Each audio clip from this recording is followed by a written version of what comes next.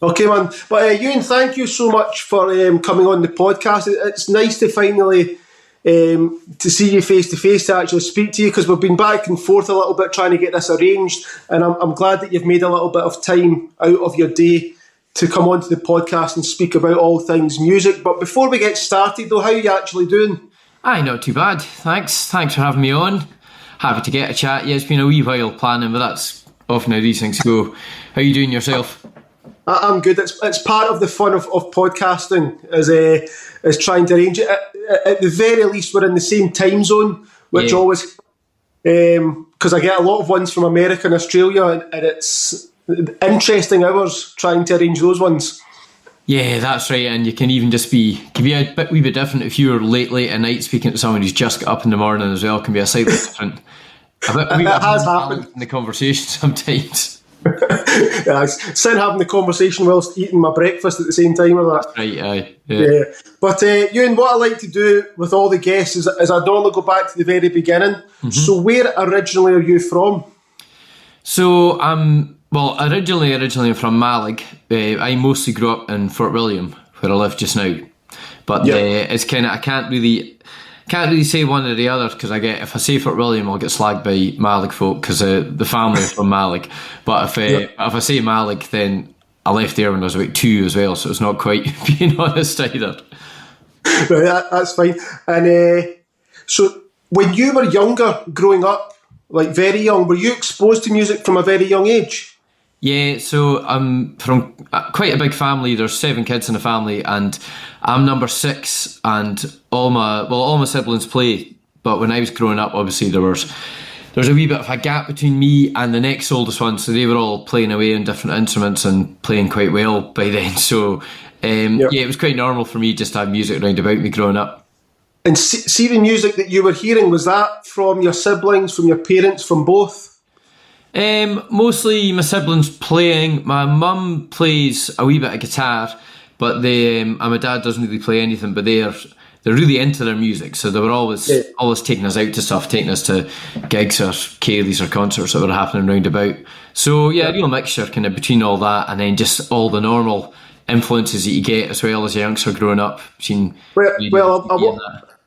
was going to ask you, because there's a lot of guests will be exposed to music from parents, siblings, but you always get to that age, and it seems to be around the age of about 11, 12, just when you're about to go to high school, that you'll discover music for yourself, something that's different from what your parents or siblings are listening to. Was that the case with yourself, or has it pretty much been a constant throughout, that it's the same sort of music and bands that you've been listening to?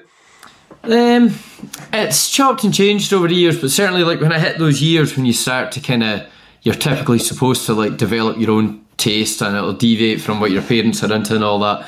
I can remember feeling more like, when you're going out to buy your first singles and all that, I can remember feeling more that I had to do that and I had to find other stuff rather than actually wanting to do it, because I was probably at that age and through my teenage years, I was probably even more strongly into like folk and traditional music than I am now, even, truth be told. But I was obviously buying different kind of pop and rock records that your mates are getting into and all that, because you do kind of feel like compelled to be listening to like what might have thought of as young people's music at that time as well. But truth be told, I was actually just really daft on the kind of music that we played in the family and that my folks were really into anyway. Yeah. And I know that would I be right in saying fiddle, is that your main instrument? I know you play several. Yeah, that's what I spend the majority of my time doing in terms of like gigging and stuff like that anyway. Yeah. So was that the first instrument that you picked up? Yeah, I suppose it was. It was the first one that I ever started messing about on, and the first instrument that I started getting formal lessons in as well, yeah. And was there a reason for it being the fiddle rather than like the drums or the guitar, or was it simply the fiddle was there? There'd be a couple of reasons for it. Like out of all my siblings, there's different instruments that people play, but everyone can play the fiddle a bit and everyone can play the piano a bit. So they're kind of like, I suppose, would have been like the core instruments for when we were starting to get lessons and that kind of thing. So I started going kind of in a kid-on way, I think when I was about 3 or 4, going along to like the end of my older brother's fiddle lessons. He's like 11 years older than me, so he's getting a proper lesson. And I'd go along to the end of it and just get shown me things like how to put your hands on it and all that kind of thing. The other reason for it being the fiddle that I started on, when I started more seriously, the other reason for it being the fiddle was that, well, it was actually kind of the cello, but the other reason for it being like stringed instruments, bowed stringed instruments at all, was that in the area at that time there was a woman called Maisie Ferguson who was teaching by the Suzuki method. That was quite in vogue at the time, and it was really good for getting like wee kids started on instruments and getting comfortable on instruments. And she was a strings teacher, so I suppose that's why that's the first instrument I started on when I was youngest, because there was actually specific tuition for very young kids available in the area at the time. It's funny, like obviously the fiddle's relatively small, guitar's easy to pick up, you put it in a bag or a carry case or that. What I know now, I'm so glad I never took up the drums, because see, whenever you'll know yourself when you turn up to a gig and you'll have set up ready to go, and the drummer's still bringing drums out the car, and it's just the drums is just it's. I had a couple of friends that were drummers, but see, trying to like practice was a hassle, because it doesn't matter how quiet you are, it's going to be loud. You could annoy neighbours. You need a lot of space with the drums. At least with the guitar, you could just sit in the bed, practice and learn. But who were some of your influences, musical influences back then? And it might still be the same ones just now. Yeah, well, out with the family, it would my immediate influences would have been some of the great teachers that I had growing up. So on the fiddle, most notably, it'd be Angus Grant, who's a legendary fiddler in the Highlands here, who's taught hundreds of people over the years. Yep. So for sure, he's had a huge influence on loads of people that play around here. And then various other ones with a woman from our kind of middle teenage years. Myself and my younger sister had a great fiddle player from Cape Breton in Nova Scotia in Canada, Sheila Cameron. She gave us a few lessons, so that had a really big influence on us at the time, I remember as well. And then on the pipes, had loads of great different teachers. The two most influential would have probably been Angus MacColl, who's one of the world's best pipers and is one of my favourite pipers anyway, so it was incredible getting taught by him. And then there was a great character, Dr. John McCaskill, who was a local GP here, but also one of the world's top pipers in his day as well, who was just a larger-than-life character. So he started teaching me when I was probably about 14 or 15, and you're like kind of shy, not that outgoing age, or not to adults anyway, as a teenager. You'd rather just talk to your mates and that kind of thing. So having a big character like that appear in your life was quite highly influential as well, really. Yeah. Now, I know that you've obviously toured all over the world, various different places. I know that you've been with the Battlefield Band and also the Afro-Celt sound system. Was that before Mànran? We started Mànran around about the same time as I joined Battlefield Band. So I did both of them for about 4 years or so. So see, was that the first time you went out of Scotland playing music? I'd been out a couple of times before, since about... I'd gone like on a couple of school trips, but like in terms of like as a professional, I think when I was 18, 19 probably, I went did the odd kind of gig in Europe with bands that never really went anywhere, they were never really bands that we took that seriously, kind of scratch bands. We went and just managed to kind of fluke ourselves a gig at a couple of European festivals and doing that kind of thing. But yeah, the first time I started doing it kind of seriously, and I suppose actually in between starting to do it with Mànran and Battlefield Band, I'd done things like going away and playing at expat gigs, like in Dubai and Abu Dhabi and places like that, playing at Kaylee's, that kind of thing. But yeah, that had been the first time, certainly first time I started touring abroad was when I joined Battlefield Band. Did you have any initial fears as a professional musician, or had you, by the point that you were going out of Scotland, especially to start playing, you'd already done enough gigs that you knew what you were doing? Yeah, but I suppose you kind of feel like when you're starting to do that, starting to tour, you do feel like you're going into a slightly different level. So I guess I would have been slightly apprehensive about that. But with that, I can remember like doing more work and doing more practice to make sure that you're comfortable with what you're doing as well. Because it's going to go better for you if you feel like you've done the work anyway. Would I be right in saying then when you were turning up to play these gigs, I'm assuming you were probably quite confident with your own abilities, with what was required of yourself when you got there? Was it if you had anxiety, for example, would that have been more to do with, I hope I've got a good sound, something like that?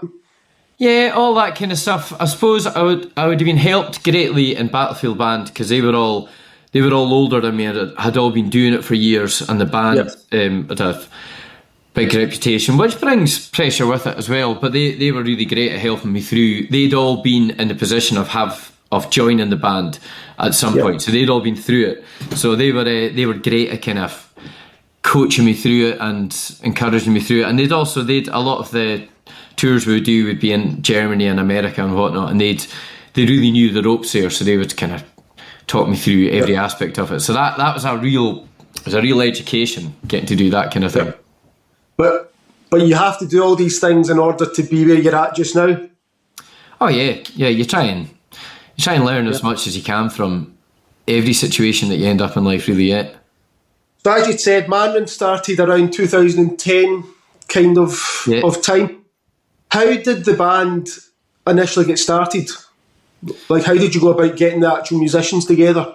We didn't do it in the way that most bands on our scene form. Typically, like a lot of scenes, most bands in the kind of trad and folk scene, you'll just get together with people that you've been playing with informally, maybe in sessions, that kind of thing, or pals that you've always wanted to play with, or people that you really admired are playing, and you've found a bit of a musical spark there and you want to turn that into a thing.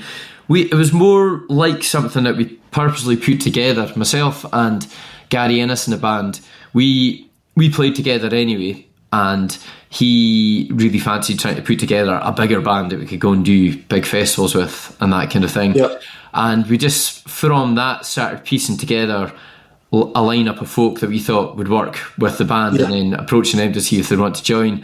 And then also for like filling so that was fine for like the front line and the kind of the folkier side of things, that we knew that world. But then trying to get going into kind of drums and bass and things, we spoke to other folk for recommendations and tried out a few folk, and that's how the initial lineup of the band came together.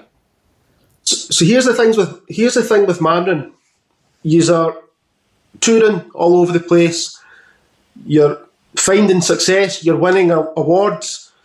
The band is doing good. Whatever the formula is that you guys have got, it's working for you.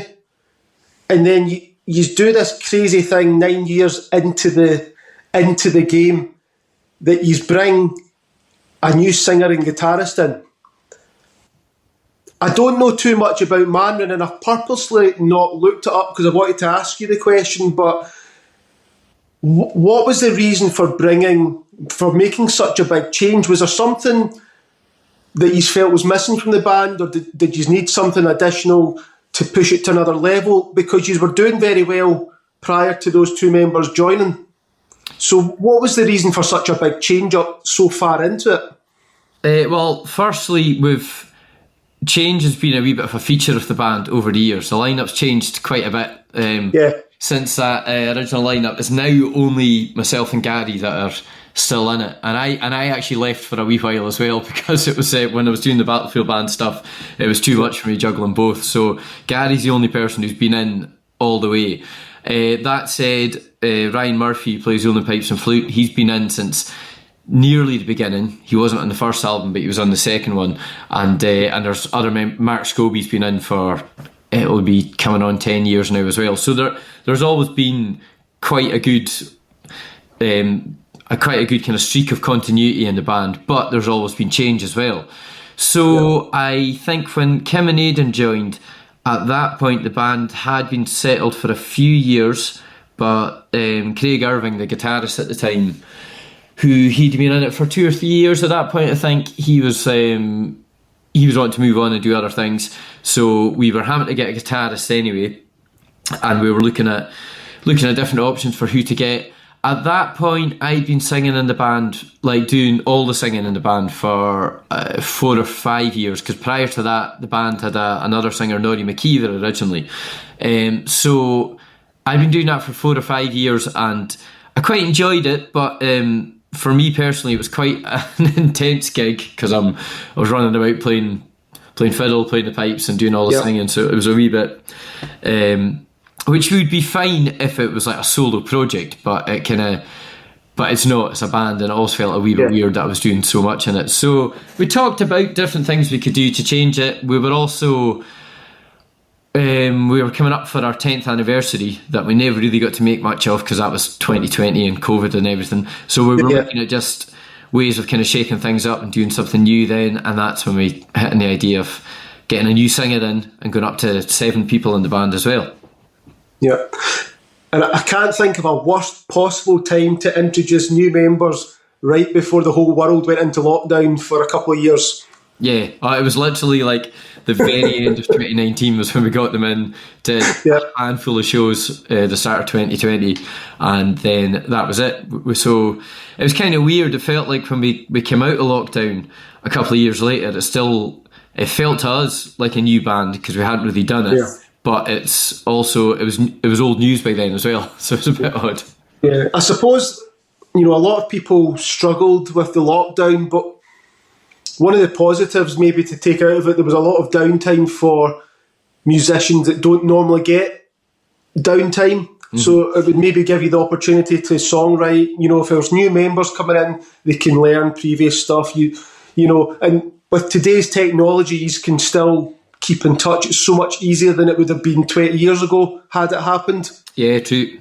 Yeah, absolutely. Yeah. And it was actually, for me personally, and for quite a few musicians I know who didn't have too rough a time through it in terms of illness or losing folk or whatever, it was actually it was quite a creative time. It was amazing having that much time in my hands. Time I certainly don't have at the moment. I've got wee kids and stuff just now since lockdown, so I do. Part of me, there's so much of it that I wouldn't wish for again, but to have just a wee burst of that time here and there would be a luxury.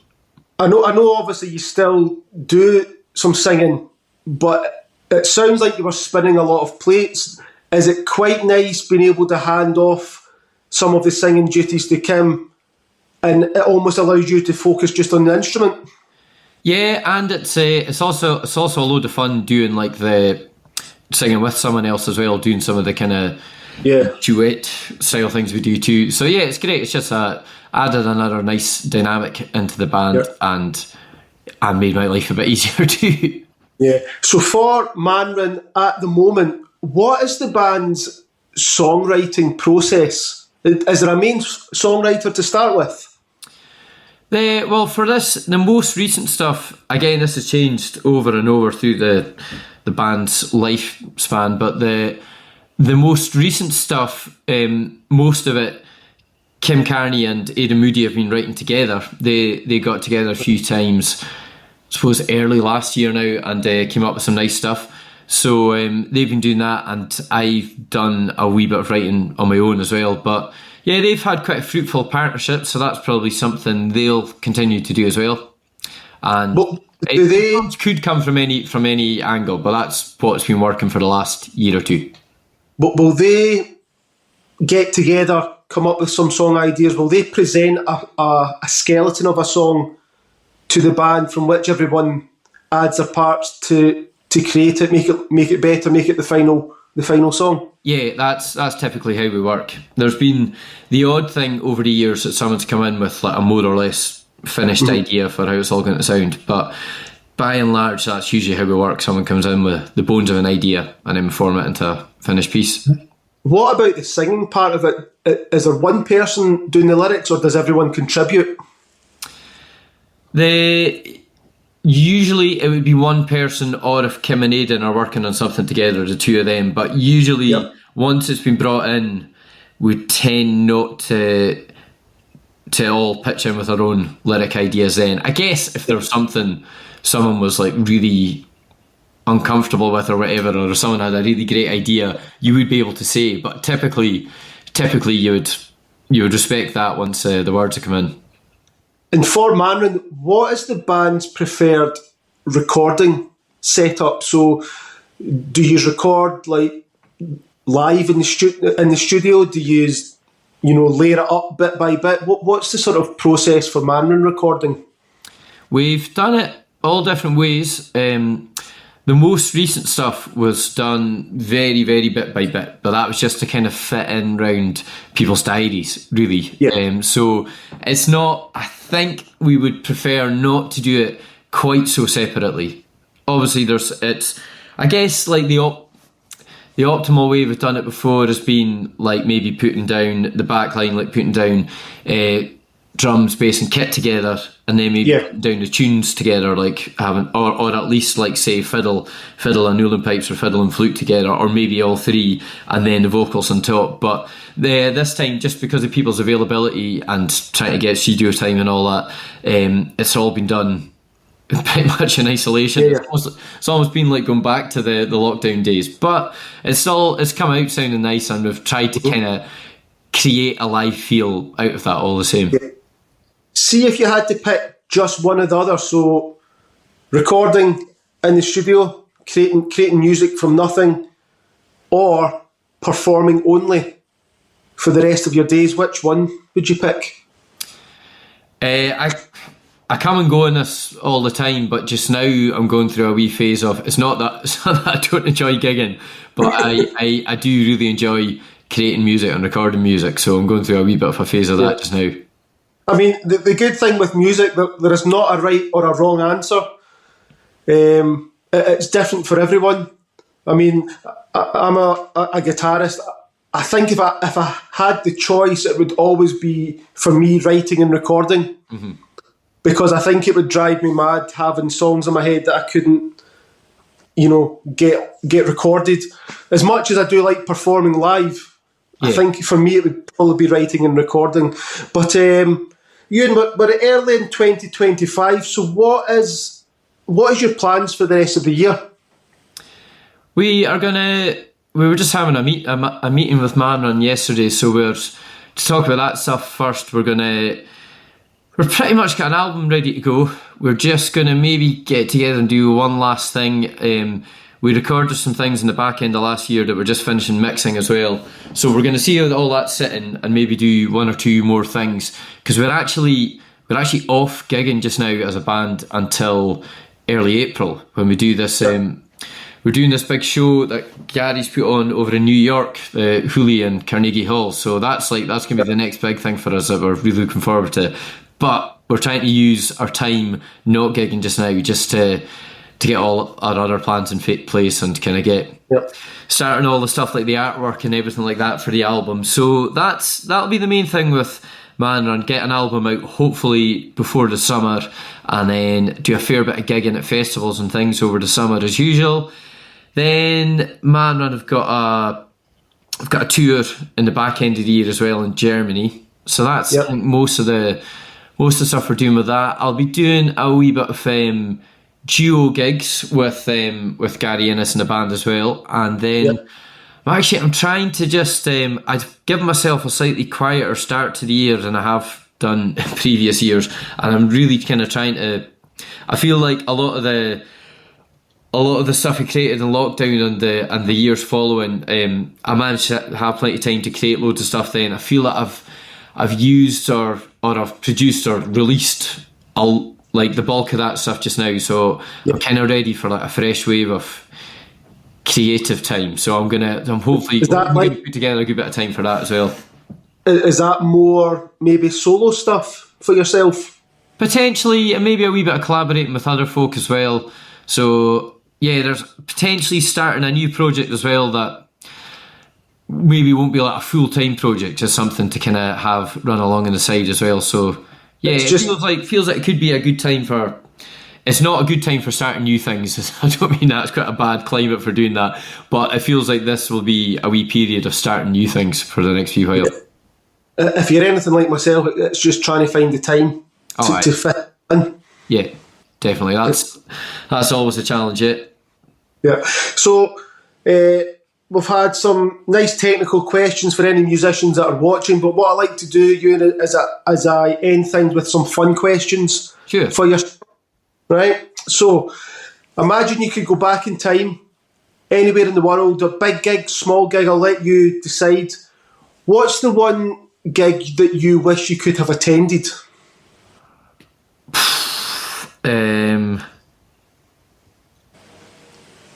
I'm going to give you, just because I'd be forever trying to think of gigs. So just to give you something that would probably be an answer you wouldn't get from any others, I would quite like to go back to maybe like the late 1600s or the early 1700s and hear just exactly how people were playing the pipes then.